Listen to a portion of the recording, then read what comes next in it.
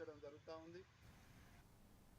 విశాఖ జిల్లా పెందుర్తి నియోజకవర్గం పరవాడ మండలంలోని దళాయిపాలెంలో 25 లక్షలతో నిర్మించిన కమ్యూనిటీ హాల్, నాయుడు పాలెంలో 50 లక్షలతో నిర్మించిన ఎస్సీ వసతి గృహ భవనాన్ని ఎమ్మెల్యే పంచకర్ల రమేష్ బాబు ప్రారంభించారు.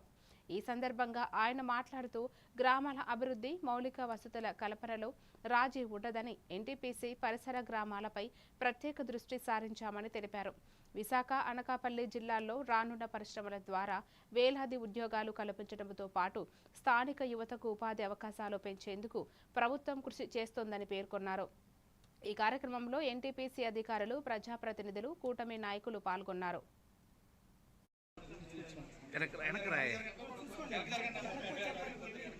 మనం ప్రారంభించుకున్నాం. దళాయిపాలెంలో కమ్యూనిటీ హాలు 25 లక్షలతో ఎన్టీపీసీ వారు సహకారంతో, అలాగే గ్రంథాలయ సంస్థ ద్వారా ఒక గ్రంథాలయ సంస్థ బిల్డింగ్ ఒకటి, అదొక 25 లక్షలతోనూ, ఏదో గతంలో మనం ఎలక్షన్ ముందే మాట ఇచ్చాం ఇక్కడ కానీ ఇంకా గ్రంథాలయం నుంచి కూడా కొంత డబ్బులు వస్తూ ఉన్నాయి. సిఎస్ఆర్ నుంచి, ఇంకా ఫార్మా కంపెనీస్ నుంచి కూడా కొంత డబ్బులు రాజీ అయిపోతా ఉన్నాం. ప్రభుత్వ నిధులు కానీ మౌలిక వసతుల విషయంలో రాజీ పడం. అలాగే ఈ ప్రాంతాలకు వచ్చినప్పుడు ఉద్యోగ ఉపాధి అవకాశాలు కూడా అడుగుతూ ఉన్నారు. 54 పేర్ల లిస్టు మొన్ననే ఎన్టీపీసీకి ఇచ్చాం.